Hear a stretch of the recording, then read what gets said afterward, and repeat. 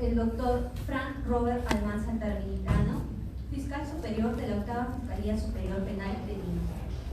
Como primer acto de programación, tenemos las palabras de bienvenida a cargo de la doctora Marlene Manqui Falcón, fiscal adjunta superior de la Segunda Fiscalía Superior Penal, a quien brindamos por favor todo su voto de aplauso.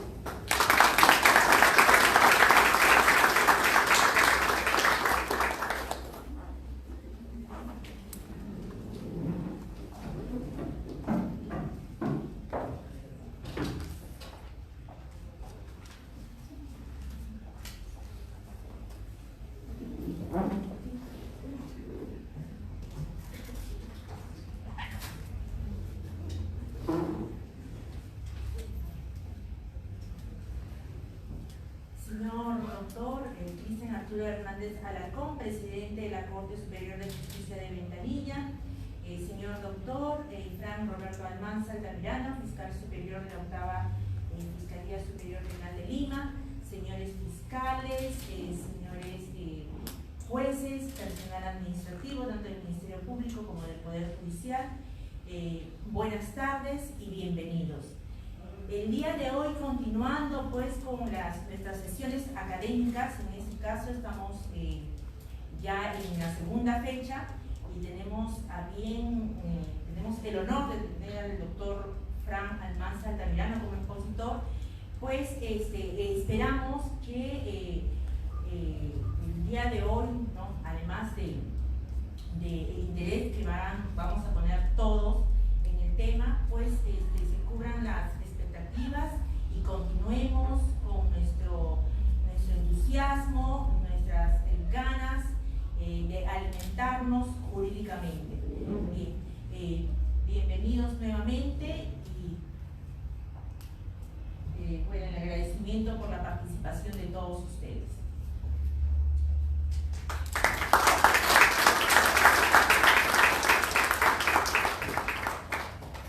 Seguidamente se invita al señor doctor Cristian Arturo Hernández Alarcón, presidente de la Corte Superior de Justicia de Ventanilla, a realizar la inauguración de la segunda sesión de la conferencia de técnicas de litigación oral.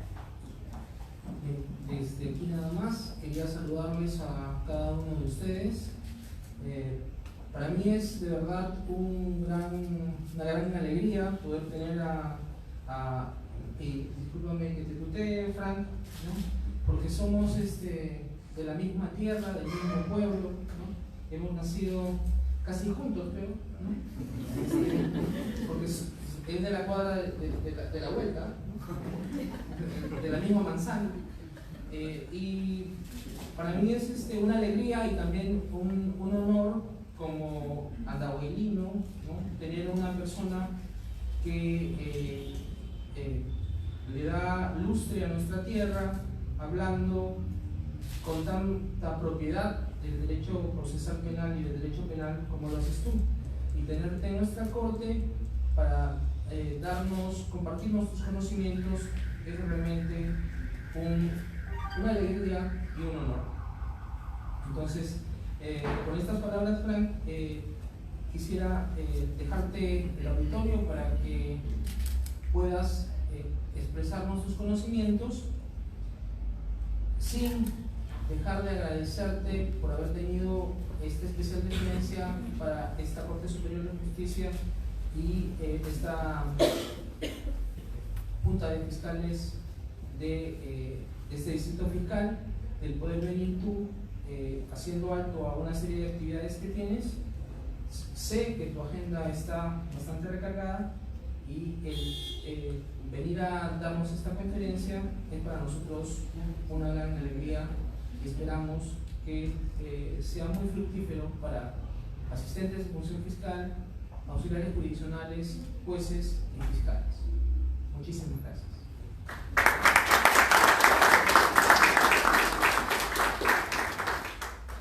Se invita a la distinguida mesa de honor, por favor, poder ocupar las primeras ubicaciones para ser un público expectante del desarrollo de la ponencia.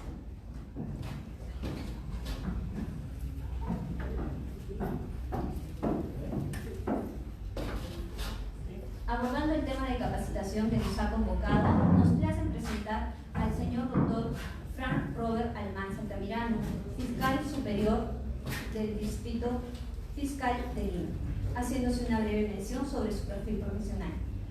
El doctor es abogado por la Universidad Privada San Martín de Porres, egresado de la maestría de la Universidad Mayor de San Marcos, maestría por la Universidad de Medellín bajo la mención del Sistema Acusatorio Penal, capacitador graduado en el Programa Interamericano de Formación de Capacitadores para la Reforma Procesal Penal en el año 2009.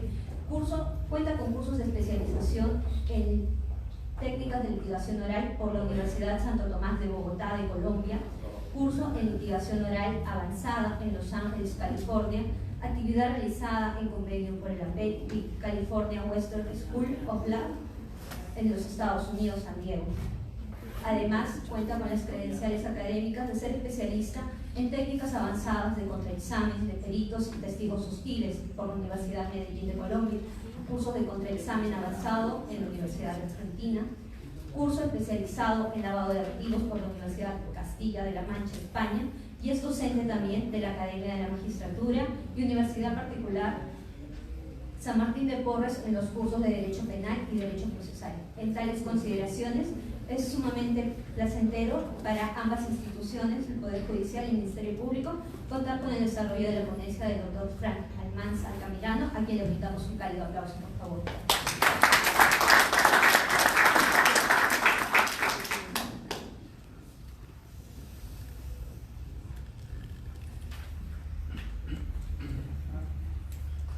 Bien. ¿Cómo estamos?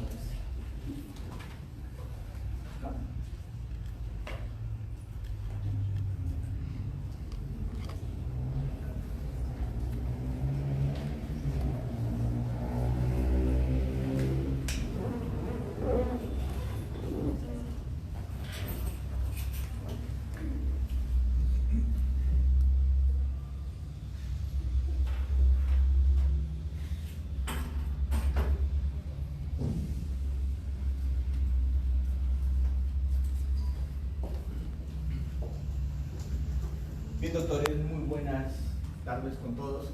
Perdónenme que hable desde acá, pero quiero acercarme a ustedes y hablar del llano, porque estamos entre colegas. Quiero agradecer esta invitación muy cordial que me ha hecho la Corte de Ventanilla en coordinación con la Fiscalía de acá del mismo distrito. De hecho, que es un conversatorio lo que quiero hacer.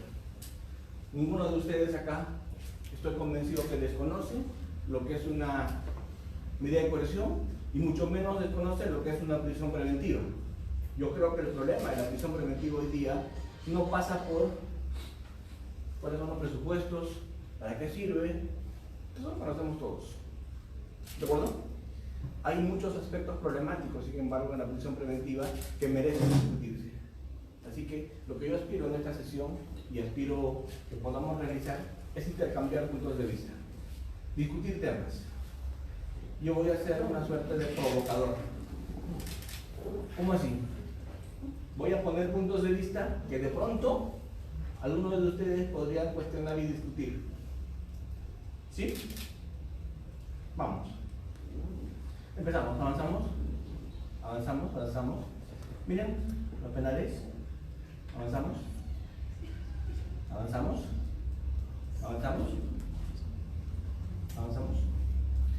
Muy bien. Una medida de coerción siempre va a ser una medida que afecta un derecho fundamental. Una medida de coerción es una medida que por lo general tiene injerencia en un derecho fundamental. No existe medida de coerción que no inquiera en un derecho fundamental. La prisión preventiva, ¿qué afecta? La libertad. ¿De acuerdo? La presunción de inocencia, dirían también algunos, ¿correcto? Pero básicamente recae en la libertad. A una persona le privan de su libertad mientras dure el proceso. ¿Para qué le privan de su libertad 9, 36 meses mientras dure el proceso? Para evitar que fugue y para evitar que perturbe la actividad probatoria. Muy bien. Sin embargo, si bien es cierto, todos sabemos, siguiente, que las medidas de coerción son medidas instrumentales, porque las medidas de coerción están al servicio del proceso penal. Todos sabemos que no buscan un fin en sí mismas, sino están para los fines del proceso. De un tiempo a esta parte, las medidas de coerción, sobre todo la prisión preventiva, se han desnaturalizado. creo que todos miramos, lo han condenado a 36 meses de prisión preventiva, ¿verdad? O sea, se está entendiendo la prisión preventiva, y no por ustedes, sino por la opinión pública, como sentencias anticipadas, como condenas anticipadas. Siguiente. Todos sabemos que en un proceso penal el fin es establecer la verdad. ¿De acuerdo? Establecer la verdad. Palabras más o palabras menos, un proceso penal sirve para que al final del proceso establezcamos qué es lo que pasó. Establezcamos la verdad. ¿Verdad? Procesal. ¿Verdad? De aproximación. Y cuando tengamos esa verdad de aproximación, le apliquemos una consecuencia, una sanción, una reparación civil, una consecuencia accesoria. De eso se trata. Me gusta ir al grano. Palabras más o palabras menos, en el proceso penal establecemos una verdad de acuerdo con el método que empleemos, que en este caso es un método falsacionista, dialéctico, acusatorio. Con ese método establecemos una verdad, y cuando la tenemos, le aplicamos una consecuencia de ser el caso. Siguiente. Sin embargo, doctores, a veces ese proceso no puede cumplir esas dos funciones anteriores. ¿Por qué? Porque se perturba la actividad probatoria y no se puede establecer la verdad. O se establece la verdad y no se puede aplicar la sanción, la consecuencia, porque ha habido fuga. ¿Para qué sirve la prisión preventiva? Para que eso no pase. Siguiente. Para que eso no pase. Para que no se dé peligro de fuga, para que no se entorpezca la actividad probatoria. Para eso es una prisión preventiva. Siguiente. Está legitimada para evitar el peligro procesal. Está legitimada para eso una medida de prisión preventiva. Siguiente. Vamos. La regla no debe ser el uso de una prisión preventiva. Debe ser la excepción de excepciones, ¿verdad? Porque la idea es que no entendamos esto como una condena anticipada. ¿Por qué pongo el acento, subrayo, me pongo en negritas y hasta énfasis en la voz a este tema? Porque me da pena ver que se inician a veces investigaciones con 50 detenidos por detención preliminar. A los 50 le piden prisión preventiva. 36 meses, todos están fuera. ¿Cierto? Y el proceso penal sigue. Y todavía en etapa de investigación. Digo, ¿eso está bien? ¿Qué pasó? Algo está fallando, ¿verdad? O le ponen a alguien prisión preventiva y luego de que tiene prisión preventiva se va al tribunal constitucional, logra algún tipo de situación, un habeas corpus fundado, qué sé yo, recupera su libertad y no se fuga. Con lo cual, ¿qué estoy pensando allí? Que la prisión preventiva también estuvo mal aplicada. ¿De acuerdo? ¿O no? Pero también veo casos pues, de gente que se está burlando de todos nosotros desde el extranjero. Que le deberíamos haber aplicado una prisión preventiva, no se aplicamos y se fueron, ¿o no? ¿Puedo mencionar casos? Y tengo para todos los gustos, ¿ah? Políticos, magistrados, congresistas, militares, para todos los gustos, ¿no? Gente a la que le tenían que haber aplicado prisión preventiva, no le aplicaron y voló. Conclusión, a veces aplico prisión preventiva y lo aplico mal. Y a veces no aplico prisión preventiva y debí haberlo aplicado. Por lo tanto, no es una decisión fácil, es una decisión harto difícil. Si ustedes me preguntan cuál es la decisión más difícil en un proceso penal, ¿cuál creen? Para mí la prisión preventiva. Es mucho más difícil que la condena misma. Porque cuando vas a dictar condena o vas a absolver, tienes la mesa servida, pues. ¿Qué es eso? Ya terminó toda la investigación, ya se hizo la actuación probatoria en juicio, ¿y qué tienes? Lo tienes todo, ¿verdad? Y teniéndolo todo, tomas una decisión. Es muchísimo más fácil. Pero cuando dictas prisión preventiva, ¿lo tienes todo? ¿O tienes actos iniciales de investigación? ¿Ves? No lo tienes todo. Pero tienes que tomar una decisión, ¿o no? Porque lo contrario hay peligro de fuga. Y doctores, una cosa es con guitarra y otra cosa es con cajón, ¿no? ¿Y saben qué es lo bonito de acá? ¿Saben lo bonito de estar con ustedes conversando? Que todos ustedes son cajoneros.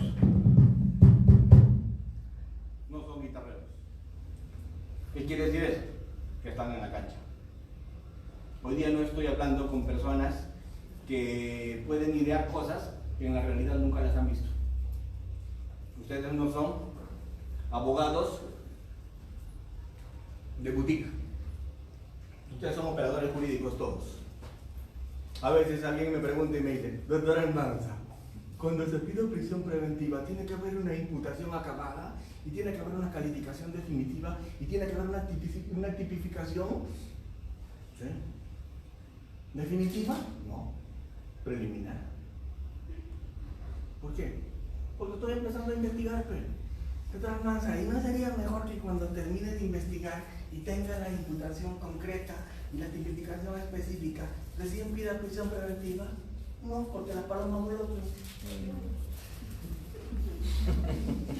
¿Entienden? A ver, voy a poner un ejemplo. Acá en la puerta viene un tipo, ingresa y le dispara a nuestro colaborador. Entra, pum, pum, pum, pum. Así, sin más. Pregunto, ¿es un delito flagrante o no? Todos nosotros nos paramos y contamos las balas. Él tiene un revólver y como gastó todas las balas ya no tiene balas. Así que lo detenemos. ¿Le hacemos un arresto? Ciudadano. Y lo detenemos en ese momento. El fiscal busca, acá está el fiscal de turno, se lo lleva, ¿verdad? Pregunto, ¿cuánto tiempo tiene ese fiscal para formalizar y pedir prisión preventiva? 48 horas. Vamos. Tiene que pedir prisión preventiva y tiene que formalizar. Califica presecho. Califica, doctor. ¿Cómo calificas? Puede ser sicariato, puede ser homicidio simple, puede ser asesinato, puede ser homicidio por emoción violenta. Se me ocurren 10 tipificaciones en este momento para lo que acabo de contarles, ¿o no? De repente el señor estaba colaborando con los deberes conyugales del que lo ha venido a disparar. ¿O no? Y le han disparado por eso, ¿cierto? O de repente el otro que ha venido a disparar es un sicario. O de repente han discutido afuera por el estacionamiento y por eso le he disparado. Y en cuyo caso la calificación será distinta. Entonces, cuando en una audiencia de prisión preventiva estoy sustentando y el abogado me dice, pero específicamente qué delito es, no tengo la menor idea. ¿Pero de que lo mató? ¿De que lo mató? Lo mató. ¿Y cuándo voy a tener claro el tema? Cuando termine mi preparatoria. Ahí voy a empezar. Ahí voy a tener una calificación definitiva. ¿Y por qué no te esperas a ese momento para pedir prisión preventiva? Pregunto, este gatillero que entró y mató a alguien sin ningún respeto por la vida, ¿qué creen que va a hacer si lo pongo en libertad? Mire, señor, que a usted lo hemos capturado cuando ha matado a mi colaborador. A usted lo hemos capturado, le vamos a pedir que cada vez que lo cite venga y se siente y dé sus declaraciones, participe en rondas de reconocimiento. Ahí va a estar. Además, mientras dure todo este proceso, no se le ocurra dispararle a alguien más. No, a cambio de plan. ¿Verdad? Y yo pregunto, ¿es así? ¿Qué pasa si lo pongo en libertad este señor gatillero? ¿Mañana mismo va a seguir gatillando o no? Sí, claro. Y pasado mañana también. Y si lo pongo en libertad nunca más lo voy a ver o no. Y mañana va a estar con un nuevo look. Tal vez use barba y se rasure el cabello. Y se llame Fran Almanza. ¿Por qué? ¿Ve? Entonces, en la vida real, cuando necesitas pedir prisión preventiva, no estás pues en el mundo de la literatura jurídica. Cuando has terminado de investigar, cuando todo está armado, cuando el muñeco está listo, cuando tienes la imputación precisa y sobre todo la tipificación final. No es necesario eso. En prisión preventiva a veces hay que tener una mente más amplia y entender, lo primero, en qué momento me estoy moviendo o no. ¿Cierto? Luego me dicen que para prisión preventiva tengo que poner un estándar de sospecha grave. O sea, ¿más que para qué? Para condenar. Y yo siempre me hago la pregunta así. Tengo una cara mejor de tonto que la que traigo hoy. Y le miro. después de todo el proceso, algo más tendré que tener de lo que tengo hoy día o no. Yo pregunto, después de 36 meses, ¿algo nuevo traeré o no? Tú no vas a pedir por sospecha grave al inicio. Después de 36 meses, pídeme eso. Doctor, entonces no pidas coerción. Estoy diciendo, a veces necesito al comienzo. Claro, si te traes un libro chileno, y te traes un libro colombiano, y te traes un libro gringo, y te traes un libro de Puerto Rico, del Common Law, de países USAID, ese problema no lo tienen. ¿Y saben por qué no tienen ese problema en esos países? ¿Saben por qué? Porque no es como acá por nuestra investigación. Nosotros tenemos un modelo acusatorio como el de ellos, pero con detalles muy diferentes. ¿Cuál es la diferencia fundamental entre un modelo common law y un modelo como el nuestro? Que un modelo common law, Chile, Colombia, Estados Unidos, etc., en un modelo common law, la investigación es secreta. ¿Qué quiere decir secreta? Ni siquiera el investigado sabe que lo están investigando. ¿Y cuándo se entera el investigado que lo han investigado? Cuando le dicen esto: señor Fran Almanza, contra la pared, levanta las manos. Tiene derecho a un abogado. Todo lo que diga puede ser en su contra. Se le imputa la muerte de Perico Los Palotes. Ocurre del día tal a tal hora. ¿Me entiende? ¡Para las piernas! Y tú en ese momento dices: ¿qué? ¿Me habían investigado? Ya estás frito, volteado, arrebozado y servido. ¿Se entiende? ¿Qué hicieron? Terminaron la investigación sin ti. Ese día te enteraste que te investigaron. Pregunto, en ese tipo de modelos, tú puedes pedir la prueba concluida cuando pides prisión preventiva o no. Porque ¿cuándo se activa el peligro de fuga? Pregunto, ¿cuándo se activa el peligro de fuga? Cuando la persona sabe que lo han investigado o no. ¿Y cuándo más se activa? ¿Cuándo se dispara? Cuando sabe que lo han investigado y tienen algo fuerte contra él o no.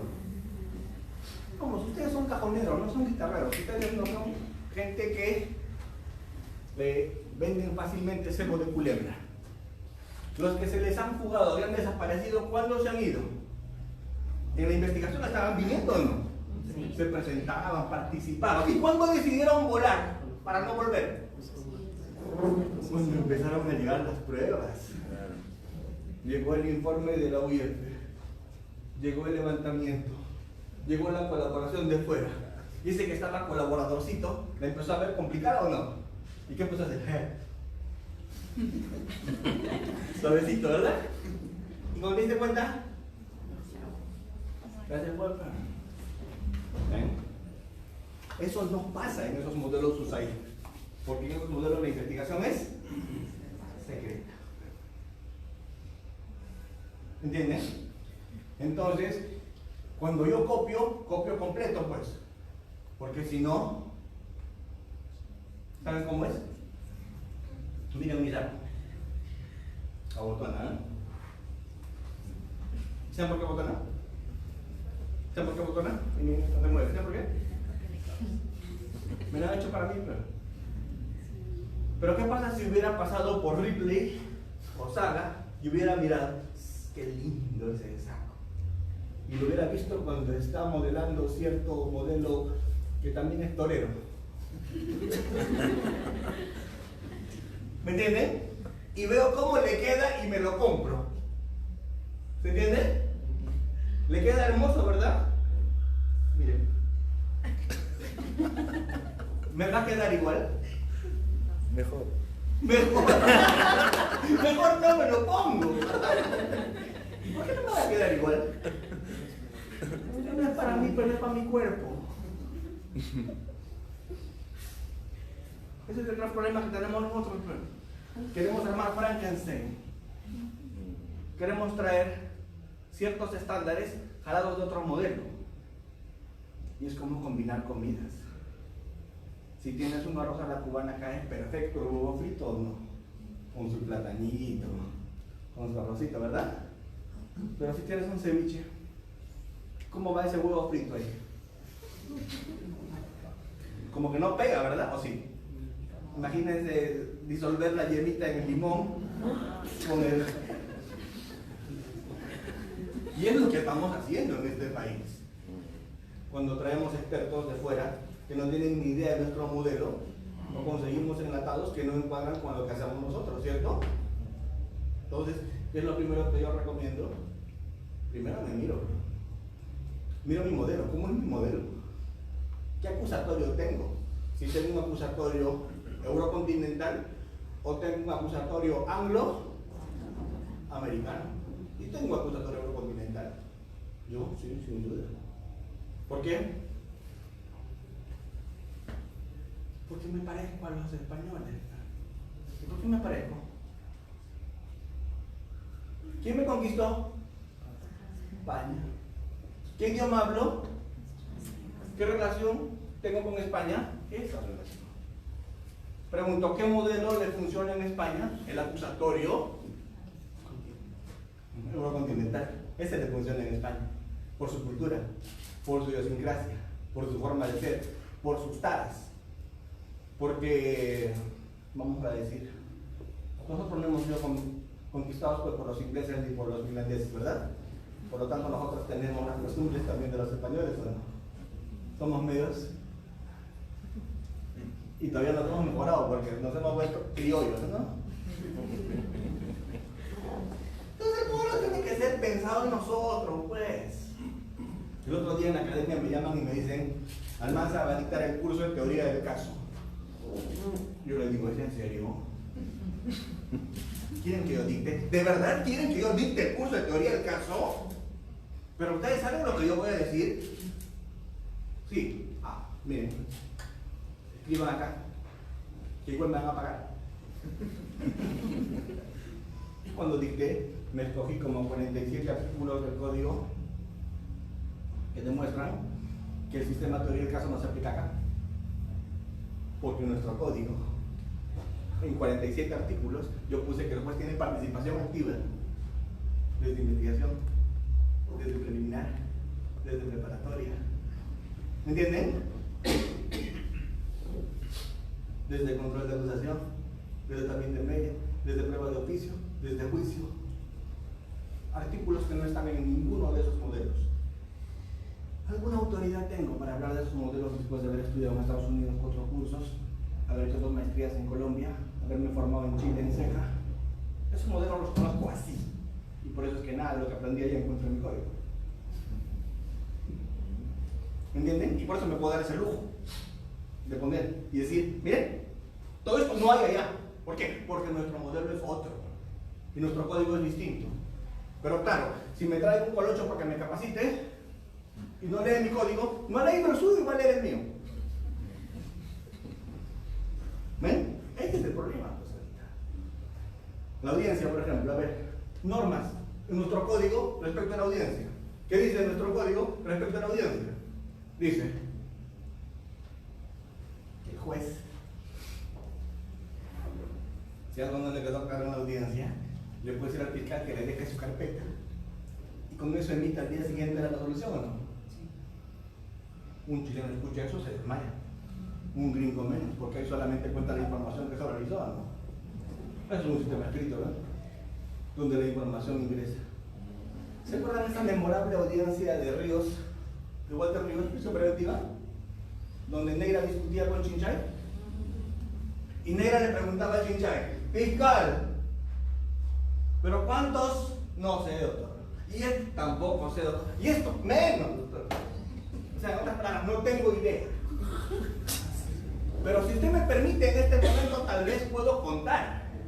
¿Recuerdan? Bueno, y Neira le dijo: déjalo ahí. Nosotros veremos de dónde conseguimos la información para que resolvamos este caso. ¿Le dijo eso o no? ¿Y por qué le dijo eso a Neira? ¿Porque Neira está loco o qué? Porque el código le permite hacer eso.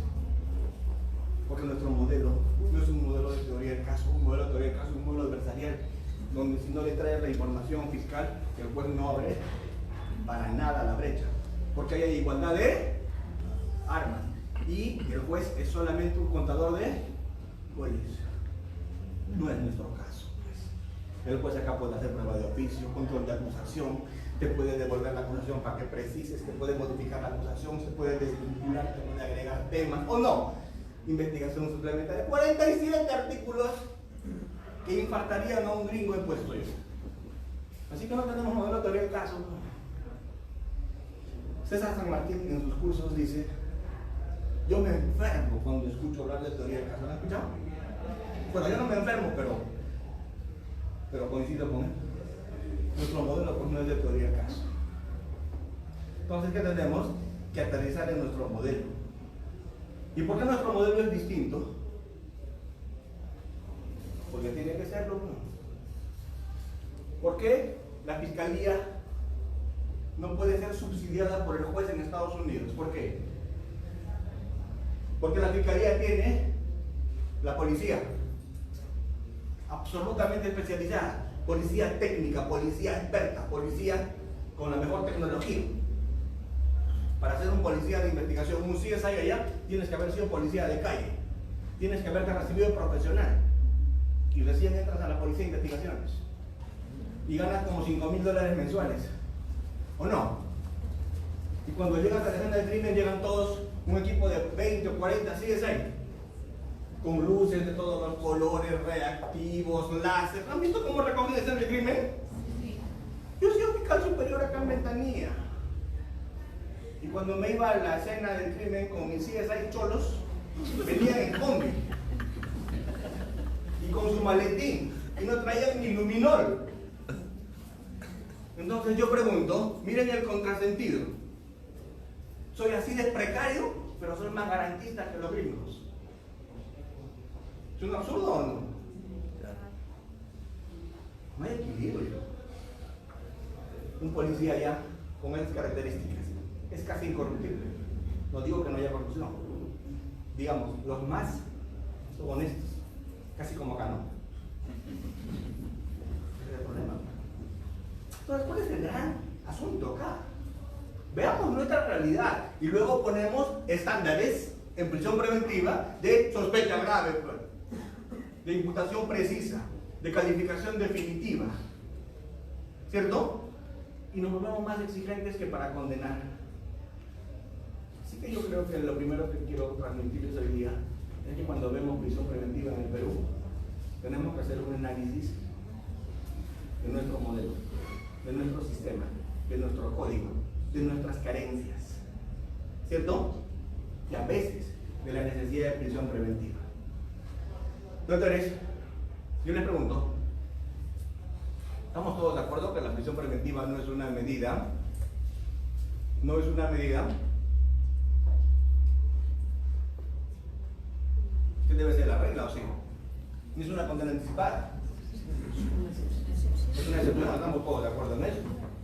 Pero a veces se necesita o no. Es un mal necesario. Alberto Binder, un argentino, decía: la segunda decisión más complicada en el proceso penal es la prisión preventiva. La decisión más complicada es la sentencia con pena efectiva. Yo discrepo de él. Yo digo, la decisión más complicada en el Perú es la prisión preventiva. ¿Por qué? Porque la pones en un marco muy delicado, en un marco muy difícil, en el que siempre como fiscal que pidió prisión preventiva me he quedado pensando, tal vez se me ha ido la mano. Y siempre que no he pedido prisión preventiva, el delincuente mañana volvió a cometer un hecho. Me pongo a pensar y digo, tal vez hubiera sido mejor pedir prisión preventiva.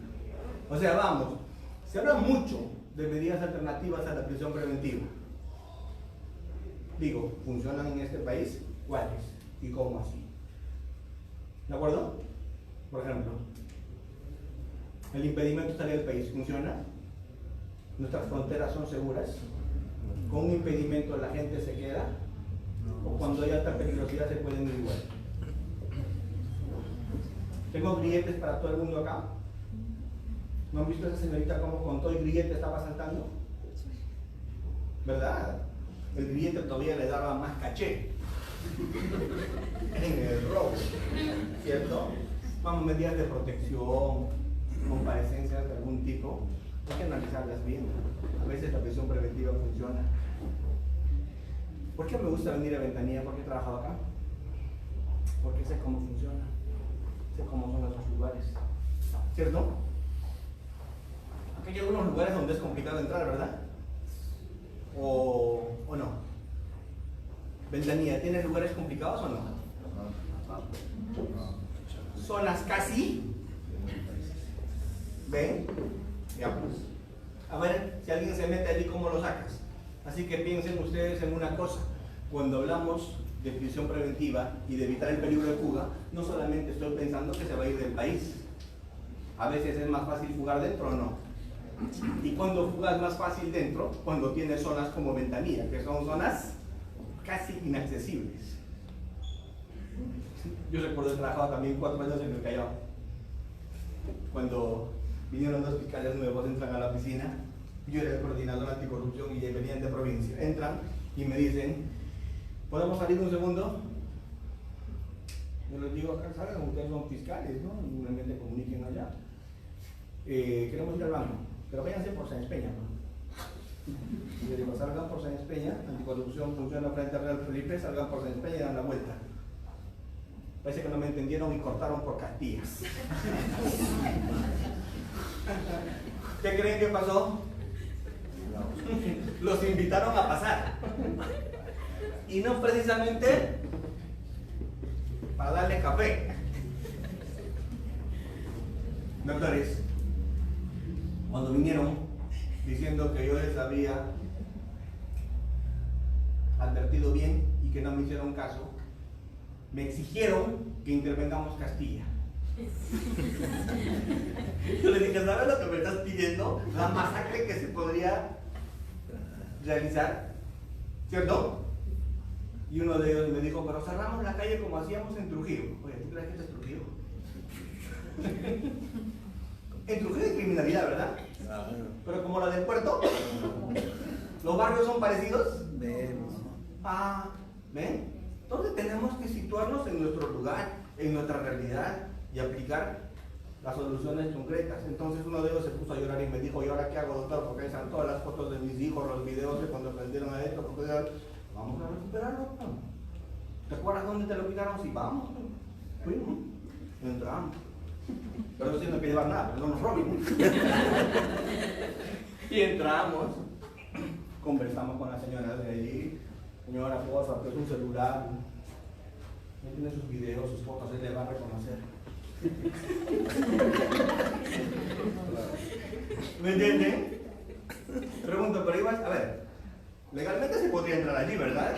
Podría cerrar las calles, te podrías meter con un contingente. ¿Y qué tal si hay un disparo? Y 5 más. Por un celular, ¿cuántos muertos terminarían? ¿Ven? Entonces, doctores, este es un tema que quiero analizar con ustedes. ¿Seguimos? ¿Seguimos? ¿Seguimos?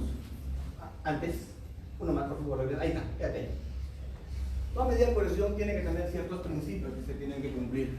Y todos ustedes saben que la prisión preventiva no es la excepción. El primer principio es excepcional, ¿verdad? Segundo, es necesaria. ¿Y cuando algo es necesario? Cuando es la única forma de lograr la finalidad. Si lo que yo quiero es evitar fuga, si lo que yo quiero es evitar obstaculización, si lo que yo quiero es evitar continuidad delictiva, o sea, tutela positiva, tengo que pensar, ¿para ese fin es la única forma o hay una forma menos gravosa, menos lesiva? Si hay una forma menos lesiva, no es necesaria la prisión preventiva. ¿Cuál sería necesaria? La comparecencia. ¿De acuerdo? Vamos. Instrumentalidad está al servicio del proceso. Solo se aplica como la ley manda. Plazos, duración, cesación. ¿Se entiende? Condiciones, como la ley manda. Solo lo dicta el juez. La prisión preventiva solamente la dicta el juez. Claro que el fiscal decide en prisión preventiva más que el juez. ¿Por qué? Porque el juez solo dicta prisión preventiva cuando el fiscal se lo pide. Y si el fiscal no se lo pide, el juez no puede hacer nada. Por lo tanto, ¿a quién le ordenó libertad al fiscal? El 90% de los casos. ¿A quién le pidió prisión preventiva? 10%. Por lo tanto, un juez, ¿de qué porcentaje decide? ¿De todos o de lo que le pide el fiscal? ¿Y hay quién decide más que no hay prisión preventiva? ¿El juez o el fiscal? ¿Se han puesto a pensar en eso? Hoy día hay 50 detenidos. ¿A los 50 el fiscal le pide prisión preventiva? o lo bota a su casa a 40? Lo bota a 40. ¿Y de cuánto le pide prisión? De 10. Por lo tanto, ¿quién decidió más en prisión preventiva? El juez decidirá de los 10 que le ha pedido el fiscal, pero los otros 40 los votó a su casa fiscal. Y lamentablemente hay que reconocer y hay que hacer un mea culpa. A veces los voto por la ley del menor esfuerzo. También. Porque estoy en turno, porque tengo harta gente y todavía lo palmoteo y le digo, es tu suerte.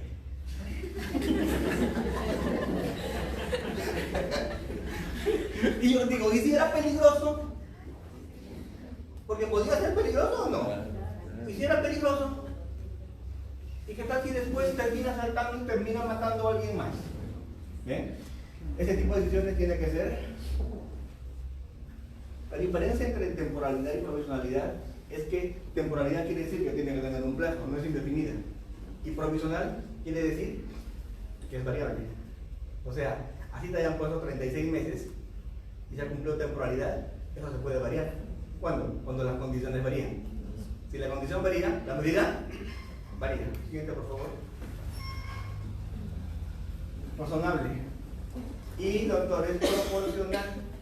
Una medida siempre tiene que ser proporcional. Todos sabemos el juicio de proporcionalidad, ¿verdad? Idónea, necesaria y proporcional, stricto sensu. Siempre que estoy sin reloj me acuerdo de la vez que me quitaron mi reloj en la avenida Bancay. Siempre me acuerdo y cuento con dolor eso, porque no he vuelto a conseguir ese reloj y ya no uso desde esa fecha. ¿Por qué? Estaba resfriado, bajé a la luna del carro, porque no podía poner aire acondicionado y estaba manejando con mi reloj allí, ¿cierto? Y no me había dado cuenta que manejar con mi reloj ahí con la luna baja en la avenida Bancay es como decir, regalo reloj, ¿verdad? ¿Cierto? Vino un tipo y chapó mi reloj, él jalaba y yo jalaba, él jalaba y yo jalaba, ese es el plan. Yo pregunto, ¿era idóneo que yo coja mi pistola que estaba debajo de mi pierna y le meta un tiro para evitar? ¿Era idóneo o no? ¿Era idóneo? Si era idóneo, los muertos no roban, doctor. Servía para evitar. Idóneo quiere decir que sirve, ¿verdad? Pregunto, ¿hubiera servido para evitar el robo o no? ¿Hubiera servido? Claro que hubiera servido. Probé todo. Pregunto, ¿dispararle era necesario? ¿Qué es necesario? ¿Era la única forma de evitar? Era necesario. Sí, créame, probé todo. Le mordí, le escupí, le grité, jalé, arranché, le amenacé, le mostré mi credencial, todo hice. ¿Verdad? Todo lo hice. ¿Y qué creen? Igual se lo llevó. ¿Con eso qué les demuestro? Que meterle un balazo hubiera sido idóneo y también era necesario, porque no había otra forma de evitarlo. ¿Pero por qué no lo hice? Porque no era proporcional, ¿no? Porque no podía sacrificar vida para salvar ¿qué? Patrimonio. ¿Se entiende? Entonces, en prisión preventiva tienen que hacer ese análisis siempre. Porque a veces la prisión preventiva no es necesaria, porque hay otra forma de lograr lo mismo. A veces, un impedimento del país puede alcanzar una comparación de restricción de torneo. ¿De acuerdo? Pero a veces, por ejemplo, en el Callao, con una persona que anda con arma, con una persona que primero mata y después le quita a la persona sus pertenencias, con ese ser humano va a haber otra forma distinta. Me parece que es complicado, ¿verdad? ¿O no? La única forma de asegurarla, ¿cuál va a ser? Mandarlo penal. ¿Se entiende? Cuando estuve en Guatemala, cuando estuve en El Salvador, cuando estuve en Centroamérica, en esos países, yo me iba a los penales y miraba algo que acá no veo. Todos los internos con una batita hasta acá, parecía ser una minifalda blanca y una ropa interior, los que tenían también, claro, ¿no? Blanca, manga cero, cabeza rapada, sin zapatos, sandalias de jeve de dedo. Así estaban el 100% de los internos. Y cuando yo les preguntaba en El Salvador y en Guatemala por qué tenían así a los internos si eso era inhumano, me decían, es la única forma de que nos escondan en el cabello armas, en su ropa, verduguillos, ¿cierto? Y les podamos ver los tatuajes para identificarlos. ¿De qué más razón? ¿Se entiende? ¿Por qué? Porque son extremadamente peligrosos. Y los tenían separados. Acá en el Sarita yo lo que veía era que los tienen separados, pero por barrios. Pero sí están igual vestiditos o no. Están bonitos con todo y su... Muy bien, siguiente. Siguiente. Antes, por favor, regresa. Este es el gran problema. Presupuesto, suficiencia de elementos de convicción. Yo creo que acá tenemos que analizar con mucho cuidado. Y yo discrepo con mucho respeto con estos criterios que se están dando de un tiempo a esta parte, que dicen que tiene que haber probabilidad más grande que para condenar. ¿Por qué? Porque esos criterios a veces no aterrizan en nuestra realidad. Que a veces la prisión preventiva es necesaria en qué momento, en el momento inicial. ¿O no? Bueno, todavía no tengo esto, ¿verdad? Doctor Almanza, pero entonces con simple sospecha te podrían dar prisión preventiva? No, tampoco. Con simple sospecha no, ni con simple convicción. Pero creo que no le podría poner sino como estaba, fundados y graves elementos de convicción. Pero no le puedo cambiar ese estándar y decir sospecha más allá de para condenar. ¿De acuerdo? Me parece excesivo. Yo creo que como estaba bien, fundados y graves elementos de convicción. Pero poner un estándar superior a ese, pero que hablar de estándares probatorios también es complicado, pues me tomaría la tarde hablando de estándares probatorios. ¿Por qué? ¿Por qué? Vamos. Recuerden la historia de la humanidad. Lo primero que se hacía en valoración probatoria, ¿qué cosa era? ¿Qué era lo primero que se hacía? Prueba tasada, ¿verdad? ¿O no? ¿Era prueba tasada? No. ¿Qué era lo primero que se hacía? ¿Cómo se resolvía antes?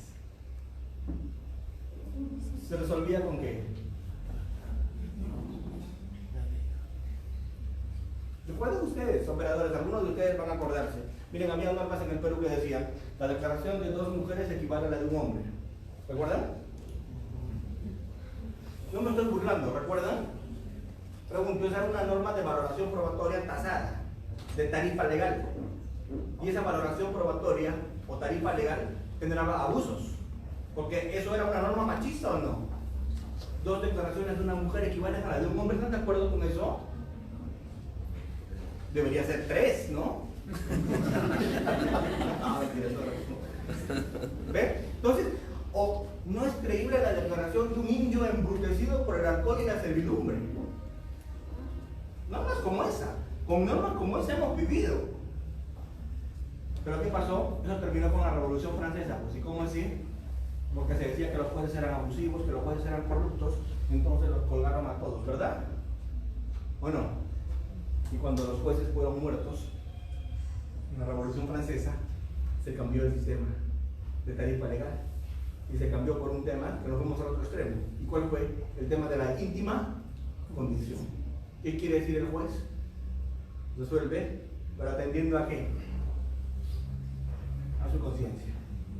Criterio de conciencia más íntima convicción. Sus razones no te las dice. La cura terminó peor que la enfermedad, porque cuando los jueces resolvían con su íntima convicción, eran muy abusivos. Se volvió a cambiar a lo que tenemos hoy día. ¿Qué tenemos hoy día? Sana crítica, apreciación razonada. ¿Qué es eso? Yo como juez decido y fundamento las razones o no, que me llevaron a tomar la decisión. Lo que no tienen los gringos, porque los gringos tienen sistemas de jurados, y en el sistema de jurados el jurado no motiva. El jurado dice culpable o inocente. ¿Por qué? Porque sí, punto. Doctor, ¿y el jurado cómo se hace que no cometa abusos? Unanimidad, pues. Porque basta que uno de los miembros del jurado sea de un criterio distinto, no hay veredicto. Todos tienen que estar de acuerdo. Los 12, los 13, los 15, según sea el sábado. Muy bien. Pero cuando empecé a hacer mi tesis, yo quería hacer algo así como lo de la sentencia 1 del 2017. Sospechas. Sospecha suficiente, sospecha grave, sospecha inicial, sospecha reveladora, ¿cierto? Y a mí se me habían ocurrido incluso más cosas que a San Martín. Y cuando a mi asesor de tesis le llevé, me miró y me dijo, ¿y cómo vas a diferenciar uno del otro? Yo dije, ¿verdad? No. ¿Cómo sé que estoy acá y no acá? ¿O es nombres nada más? me sentí tan idiota, y tiré ese proyecto. Porque lo que decía mi asesor de tesis era muy cierto. No hay forma de que tú lo cuantifiques. ¿De acuerdo? Se te pueden ocurrir 5 nombrecitos, pero ¿cómo le das contenido? ¿Cómo sé que estoy acá y no acá? Ese es a ojo de buen cubero, por mayoría. Pregunto, ¿todos pensamos igual? ¿Tenemos moldes? Entonces no nos gastemos en eso. Analicemos caso por caso y el caso concreto. Siguiente, doctor. Muy bien. Ahora sí venimos al tema problemático. No voy a hablar del segundo presupuesto en prisión preventiva. ¿Y por qué no voy a hablar del segundo presupuesto? Porque el segundo presupuesto tiene que ver con más de 4 años. ¿Qué tienes que hacer ahí? Aplicas sistema de tercios, ¿verdad? Y te proyectas cuánto les tocaría. Pero por lo general, cuando vas a hablar de prisión preventiva son delitos graves. Por lo tanto, ese segundo presupuesto está descontado, ¿verdad? Y no muchas veces se discute eso ya. Si estamos hablando de feminicidio, nadie va a discutir eso, ¿verdad? Algunos delitos límites sí tenemos que discutirlos. Por ejemplo, delitos con la prisión pública. Porque ahí podríamos jugar con el mínimo, el pronóstico de pena. Muy bien. Lo que sí voy a hablar es de esto, del peligro procesal. Del peligro procesal. Porque el peligro procesal se divide en dos. ¿En qué? Fuga. Digo, fuga y. Fuga y. O fuga o. Dime, ¿tienen que haber los dos? ¿O basta que haya uno? ¿Los dos o uno? Basta que haya uno, ¿verdad? Muy bien, ¿qué significa el peligro de fuga? ¿Qué es peligro de fuga? A ver, perdónenme, pero yo voy a ser un poco radical tal vez. El peligro de fuga yo considero que es inherente al ser humano, si es un ser normal. Si es un ser normal hay peligro de fuga. Si no, haz una cosa. Prueba a encerrarte en un cuarto y prométete no vas a salir todo el fin de semana. Y cuanto más chiquito mejor. ¿Cuál es el ciérrate y dile a tu suegra que guarde la llave. Ah, con gusto te va a apoyar en tu experimento y le vas a decir que ante tus súplicas no abra. ¿Cierto? Te vas a dar cuenta de una cosa, que el ser humano es libre, esa es su esencia. El ser humano es libre. Cuando alguien se presenta con su frazada y me dice, vengo a cumplir cadena perpetua, o vengo a que me den 10 años o 15 años de pena y me vengo a presentar para cumplirla, me voy al penal, ya me despedí ayer de todos, y inmediatamente le doy un oficio para que se vaya al médico legista, al psiquiátrico, ¿verdad? Porque eso no está normal.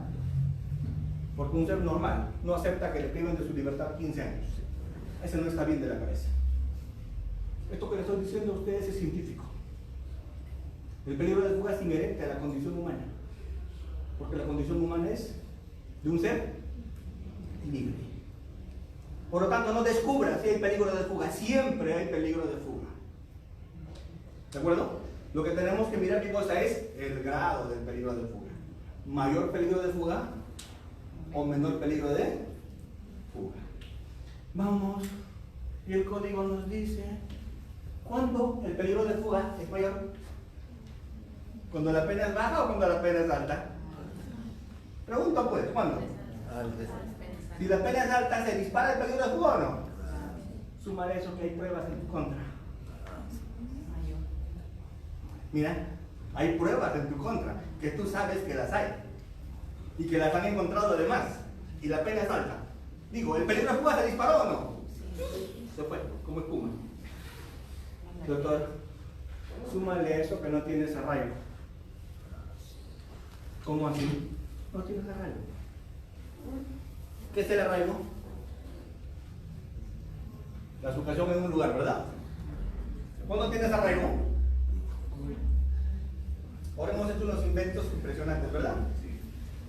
Hemos dicho que el que tiene arraigo, tiene arraigo. Hemos dicho arraigo es arraigo, arraigo es arraigo. ¿Arraigo es arraigo? A ver, ¿hay tipos de arraigo o no? Entonces hay tipos de arraigo, pues. Yo sé que la sentencia de Costa que ustedes están imaginando, la 1445, dice que no hay tipos de arraigo, dice que no hay arraigos medianos, grandes, graves, leves. Yo sé que están pensando en eso, pero les digo, no piensen en la casación de Costa por un momento, piensen con sentido distinto por un segundo. Yo digo, vamos, Fran Almanza ha presentado un documento de un taller de mecánica donde dice que es ayudante y lava los carros que están a punto de salir. No está en planilla, no tiene seguro, ¿cierto? Pero sí tiene la firma del jefe del taller. Ese arraigo laboral es el mismo que Fran Almanza, fiscal titular. No puede. Pregunto, ¿estamos hablando del mismo arraigo? No. Pero ambos según la 1445, son arraigos de calidad laboral. Y mentira, pues. Para mí no. Para mí hay arraigo fuerte y arraigo débil. Arraigo fuerte, nombrado. Arraigo fuerte, 728. Arraigo fuerte, 276. Arraigo fuerte, asegurado. Arraigo fuerte en planilla. Arraigo débil o inexistente.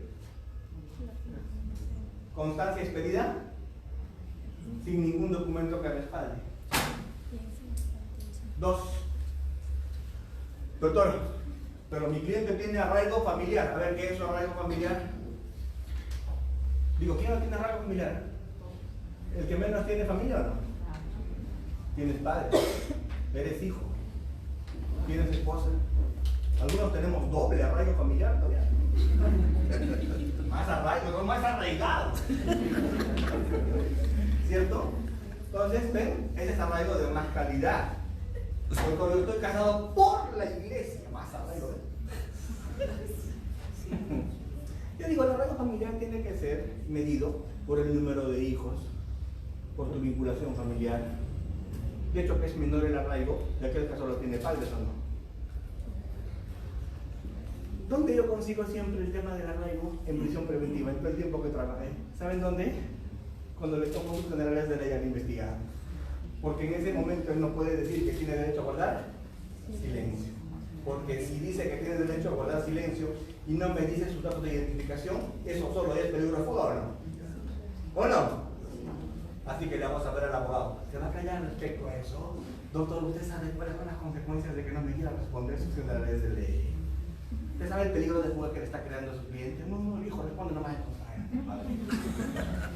Y entonces, ahí le hago 25 preguntas yo sobre generales de ley. Va a responder, pues, ¿dónde trabajas? ¿Cuánto te pagan? ¿Con quién trabajas? ¿A nombre de quién está la moto? ¿Qué tipo de contrato tienes? Del motocar hablamos 20 preguntas. ¿Cierto? Luego pasamos familiar. Luego pasamos domiciliario. ¿Dónde vives? Casa de mis papás. Propia alquilada. De mi papá. Alquilada, propia alquilada. ¿Cuánto tiempo vives ahí? A veces. Y el resto del tiempo, donde mis tíos. ¿Tiene arraigo familiar? No. ¿Domiciliario? Tampoco. ¿De dónde salió todo eso? No es un generales de ley. Pero la tienes que tomar con calma o no? Sí. Bonito, ahí de dedicarte. ¿Sabes por qué? Porque después de eso no va a hablar, es lo último que va a decir. Así que aprovecha. Porque ahí el abogado va a intervenir y ¿qué le va a decir? Cállate. ¿Ven? Entonces, el arraigo es otro criterio. Miren lo que estoy construyendo. El peligro de fuga es inherente a la condición humana. Siempre está. Pero ¿cuándo se dispara? Cuando hay prueba. ¿Cuándo se dispara? Cuando la pena es alta. ¿Cuándo se dispara? Cuando no hay arraigo. ¿Cuándo se dispara? Cuando tiene un perfil determinado. ¿Cuál, por ejemplo? De no cumplir sus obligaciones. Ejemplo, el tipo se mandó mudar después de que atropelló y mató borracho, y tuvieron que alcanzarlo 20 cuadras después, luego de una persecución por la policía. Digo, ¿este tiene arraigo? Sí, tal vez muy buen arraigo, pero su conducta tengo que evaluar o no. Si no asumió lo que hizo en el día de los hechos, no va a asumirme nada o no. Doctor Almanza, pero ¿qué tal si el tipo estacionó, cuadró su carro, borracho como estaba, subió a la persona herida, la llevó a la clínica, pasó tarjeta, asumió los gastos, se identificó, ¿Me entienden? Se presentó. ¿Qué me demuestra? ¿Qué me demuestra? Que lo que hace, lo asume. Vamos, doctor Almanza, organización criminal. Máxima de la experiencia. Una organización criminal busca la libertad de sus miembros, busca evitar la violación, busca evitar la colaboración eficaz, busca liberarles. ¿De acuerdo? Por lo tanto, si es miembro de una organización criminal, hay peligro de fuga también, por máxima de la experiencia. Doctor Almanza, y terminaron los criterios del código de peligro de fuga. Sí, todos esos criterios son ejemplificadores. Pueden haber 50 más que a ti te van a ocurrir caso por caso. Lo que está puesto en la ley son, al decirte arraigo o gravedad de la pena, ¿qué son? ¿Criterios fijos establecidos o son ejemplos? Pregunto, ¿criterios fijos o son ejemplos? Después de esos, ¿pueden haber muchos más o no? Demasiados más. ¿Y cómo se te van a ocurrir en el día a día? ¿Por qué? Porque no es una norma prescriptiva. Son enunciados simplemente, ejemplificadores. Teoría general del derecho, tipos de normas. El que me diga que son normas absolutas y normas con principio de números clausus, no entiende lo que es derecho, ni normas. ¿De acuerdo? Y hay un análisis muy bonito de tipos de normas que hace Prado Saldarriaga cuando emite la resolución, la casación 1 de 2017 de lavado de activos, que se tumba la casación de Nostroza. ¿Recuerdan? Cuando Prado hace esa, ahí hace una diferencia muy linda de normas, pues. Distingue las normas, en otras palabras lo escuedea a los que han hecho la casación 92. Les dice, diferencia en norma, papá. ¿Cierto? Entonces son ejemplos. Miren qué cosa dijo el juez. El sistema gringo es uno de los sistemas garantistas que hay, porque ahí se prefiere una fianza siempre, ¿verdad? ¿O no? ¿Qué ofreció Toledo? $1 millón. ¿Le dieron libertad? No. ¿Por qué? Porque le dijeron, tu millón lo voy a usar en tu contra. Si tienes $1 millón, si tienes $1 millón para pagarme de fianza, ¿me preocupa más o no? Miren, ¿qué me dijeron para decirle no a su libertad? Me dijeron, 1, mira Yolo, no. ¿Por qué? Primero, tu pena es alta. 2, hay pruebas suficientes. Nosotros, pruebas suficientes, nosotros criterios, no, le dijeron hay pruebas suficientes. 3, tienes relaciones internacionales. 4, has sido expresidente. 5, tienes familia en el extranjero. Así es. 6, has viajado mucho y tienes nacionalidades distintas. 7, tienes dinero en efectivo. ¿A qué? No bancarizas, qué raro, ¿no? ¿La gente bancariza su plata o no? Ya sé. ¿Y tú tienes un montón de plata? No bancariza. En tu casa. ¿Claro o no? Y encima tienes casa en una maleta. ¿Se entiende? Entonces, ¿qué hace el juez gringo? Nos escuelea, nos dice, así se analiza prisión preventiva.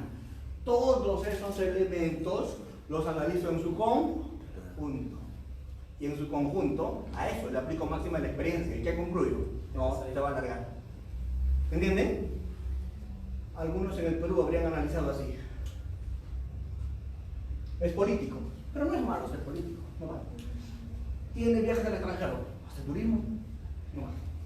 Tiene plata, y tener plata puede ser problema, no vale. ¿Me entienden? Así anda, somos muy buenos analizando así. Deshojamos la margarita y no nos queda nada. Al final no me queda nada, ¿verdad? No se analiza así, pues. Si deshojas uno por uno no sirve, pues. Vamos, le encontraron plata en su casa. El desconfiado, pero confía en el sistema financiero, tiene ese problema. ¿Cierto? Tenía pues 50.000, 400.000 en una maleta. Arriba, estamos en un país sísmico, ¿qué tal un terremoto? ¿Y con qué? Se cae la casa y por lo menos saca eso para sobrevivir. O sea, le vas a sancionar por precavido.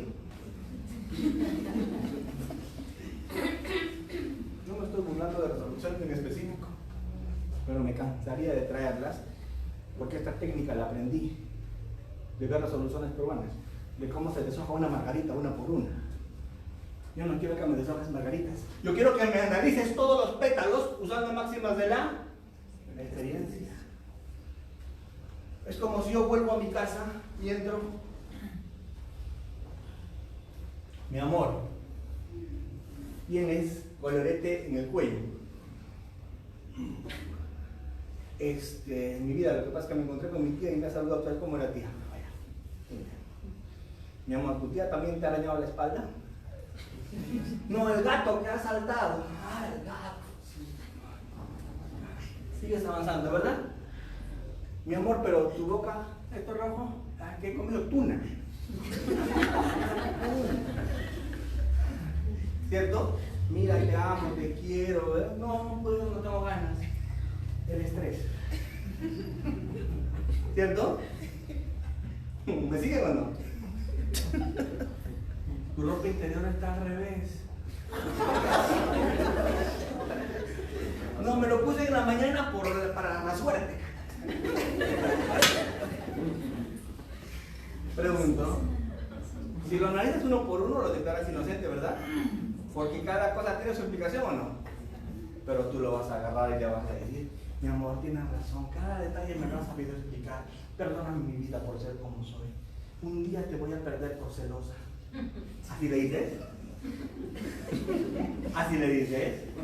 Entonces, ¿por qué no aplicas lo que haces en tu casa con una prisión preventiva? Aplica todo en su conjunto, pues. Mira, niño, te atraco el beso de tu tía en el cuello. Hasta ahí podemos llegar. Pero la arañada del gato. Y la tuna, no, cuñado, ahí está. Baja porque voy a empezar a tirar las cosas por la ventana. ¿Eh? Eso les pido en prisión preventiva.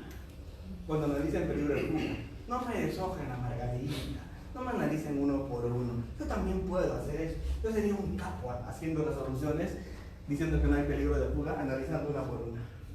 Es espectacular. Es bien fácil. Cualquiera puede ser. En este país la prisión preventiva no está funcionando como tiene que funcionar. Sobre todo en el puerto hay mucha gente que nos ha visto la cara, ¿o no? Hoy ya tienen condenas efectivas, se están riendo de todos nosotros. No estoy hablando de nadie en específico. Cualquier parecido con la realidad es pura. ¿Ves? Nos han visto la cara, pero. ¿Cierto? ¿O no? Entonces, yo creo que yo no he venido a decirles acá, y perdónenme haberme atrevido a decir tanto, pero es así. Yo les trato de dar una idea de lo que debería ser la sentencia plenaria que va a haber ahora. Yo tengo mucha esperanza en la sentencia plenaria. ¿Y por qué? Porque el ponente en la sentencia plenaria de la prisión preventiva es César San Martín. Y César San Martín ya nos ha mostrado un documento que es valiosísimo. Su circular 325 del 2011. ¿Verdad? Yo lo leo, lo releo, y lo vuelvo a leer, y lo vuelvo a releer, y es orgásmico. Jurídicamente hablando, existe el término. ¿Por qué? Porque hace un análisis puro, prolijo, de la calificación inicial, del juicio de tipicidad, de la probabilidad, del peligro de fuga, de los arraigos, ¿cierto? Este es un ser humano muy distinto a este ser humano, al de la 1445, ¿cierto? Al del caso Costa. Son dos seres humanos distintos que firman la misma resolución. Mi pedido es que el que emita la nueva resolución, que va a ser sentencia plenaria, sea el ser humano que emitió la circular. ¿Por qué la circular de lo que dice? Ahí se dan los criterios. Entonces, una medida como la prisión preventiva tiene mucho que ver hoy día. Porque no es una medida para el microcomercializador de drogas. No es una medida para el burro. El burro no me genera mayor peligro ni mayor reproche. Al burro pone si quiere prisión preventiva, pero el burro no es tan peligroso. ¿Qué es lo peor que puede pasar si se va? Se fue. ¿De acuerdo? La prisión preventiva para quienes a veces es especialmente necesaria. Pregunto, ¿el que se llevó la mitad del puerto merecía prisión preventiva o no? Sí. Tal vez sí. No sé qué está pasando con cómo estamos analizando medidas de prisión preventiva. Algo está pasando. Tenemos que replantear ciertos criterios. Siguiente, por favor. Vamos. Peligro de obstaculización. ¿Cierto? Vamos, ¿cuándo obstaculizó? ¿Cuándo obstaculizó? ¿Cuándo amenazó? ¿Cuándo obstaculizó? ¿Cuándo ocultó? Ya. Digo, ¿qué tendencia está corriendo como reguero de pólvora? Y con esto termino. Y les pido disculpas por haberme dilatado tanto en el tiempo de conversación con ustedes y me quedo más bien para el coloquio y para el debate. Vamos. ¿Qué está corriendo como reguero de pólvora de un tiempo a esta parte? Tesis como esta. Oye, no te pases, Calmanza, ¿dónde has aprendido derecho, hermano? Pues tú no sabes que el derecho a la no autoincriminación hace que tú no brindes las herramientas para que te condenen. Si tú no quieres, no abres tu casa, ¿quién se va a meter? Pero hay una orden, que entren por el techo, no sé, en helicóptero, que vengan, pero tú puedes tapiar tu puerta. ¿Pero eso no es peligro de obstaculización? No. Pero has entrado, y cuando hemos entrado a tu casa, hemos visto que las computadoras me estaban reseteando. Y el vecino ha aparecido con celulares, mira todo lo que han tirado. ¿Me entiendes? Y estabas quemando papel, haciendo una fogata, mientras te demorabas en abrir. Y en juicio he escuchado argumentos como este, de ciertos abogados cuyo nombre no voy a mencionar, porque yo nunca litigo, ni nunca discuto, ni nunca debato por un tema de respeto con el que no está ahí para defenderse. Conmigo debaten siempre, pero nada más no estoy ahí. La idea es debatir con quién. Con quién está ahí, ¿verdad? ¿Para qué? Para que te pueda replicar, ¿verdad? Entonces yo no voy a mencionar su nombre, pero cierto abogado dice: ¿de quién eran los papeles, señor juez? ¿De quién? De él, eran sus papeles. Y él tiene el derecho a quemar lo que es de él.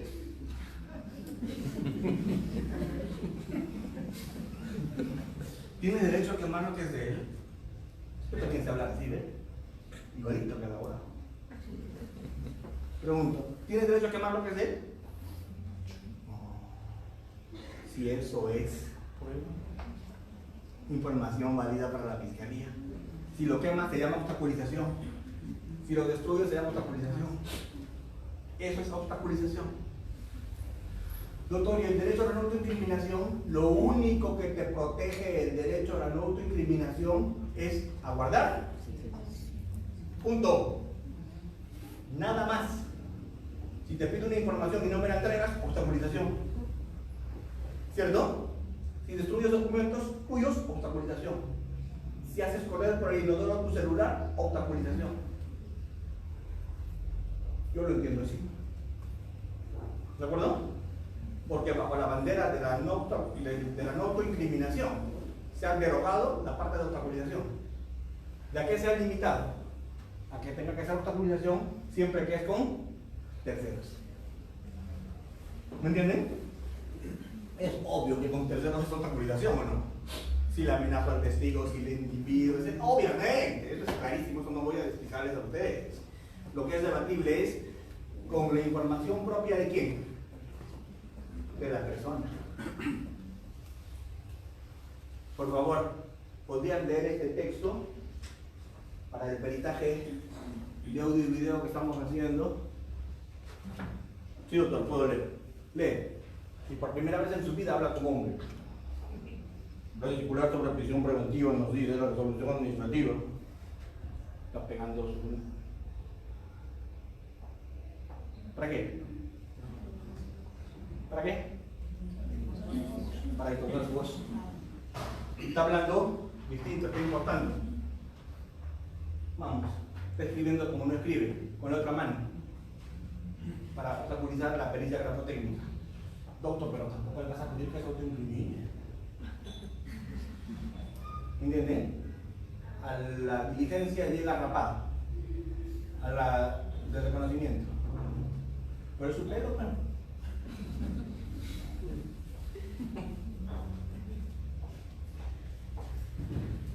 Créanme, esto se ha presentado y mucho en los últimos casos. Y hay jurisprudencia para todos los gustos.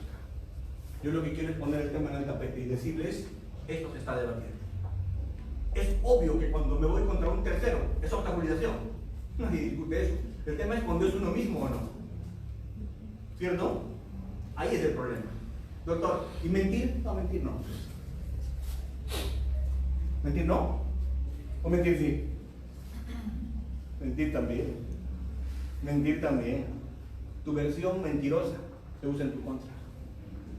¿Por qué? Porque no tienes en el Perú derecho a mentir. El derecho a mentir no existe. El único derecho que existe es el derecho a guardar silencio. Es el único derecho que existe. Mentir no es un derecho. Mentir es una conducta impune en el Perú.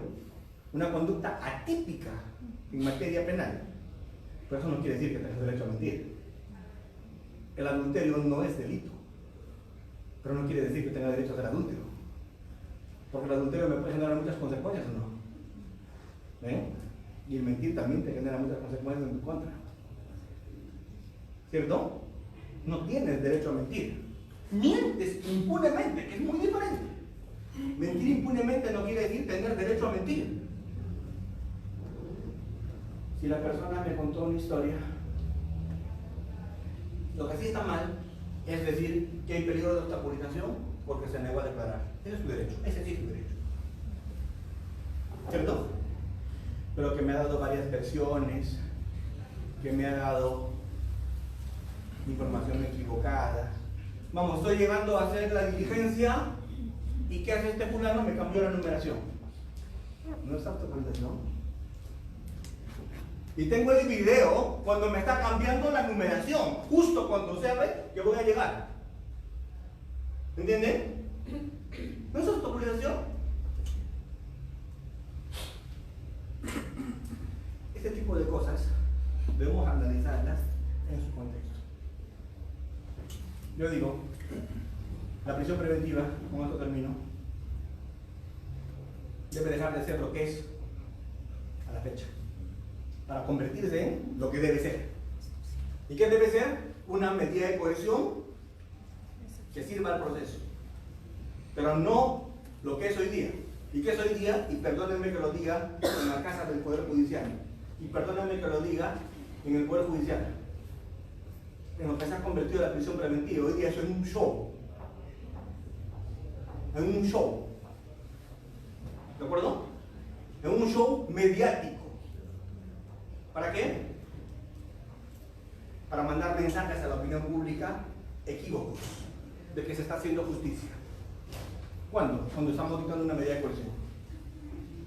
Pregunto, las diligencias preliminares, las diligencias de investigación son reservadas, porque nuestra investigación no será secreta, pero reservada, ¿o no? Y cuando se ventila en Justicia TV una audiencia de prisión preventiva de un ser humano, donde el fiscal saca todo lo que tiene en su contra para asegurar la prisión preventiva, ¿dónde quedó la reserva? ¿Dónde quedó la reserva? Y un show. Y los medios de comunicación ya no se puede decir culposamente, sino dolosamente, diciendo que lo han condenado a 36 meses de prisión preventiva. ¿Y el mensaje cuál es en este Perú de justicia? Cuando como empecé y les dije, la casi totalidad de la gente a la que le meten con prisión preventiva al comienzo, como una puerta giratoria, meses después, ¿qué hace? Se va. ¿Y por qué se va? Exceso de carcelería, variación, se cumplió el plazo. No voy a mencionar casos puntuales. No voy a mencionar casos puntuales, no lo voy a hacer, no voy a caer en eso. Pero sí les voy a decir, la prisión preventiva tiene que volver a ser, no sé si un día fue, pero por lo menos tiene que convertirse en lo que tiene que ser, una medida de cohesión al servicio del proceso. ¿De acuerdo? Sin fines mezquinos, sin fines egoístas, sin fines mediáticos, solamente al servicio de un proceso. Llegar al final. Gracias.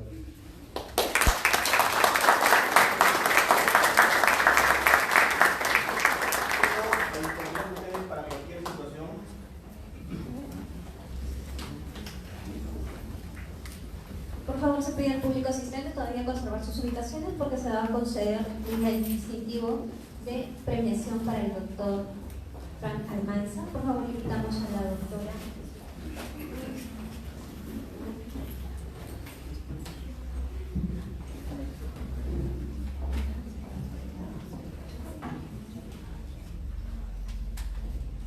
Asimismo, disculpe, se consulta al público si tienen preguntas para formular a nuestro expositor.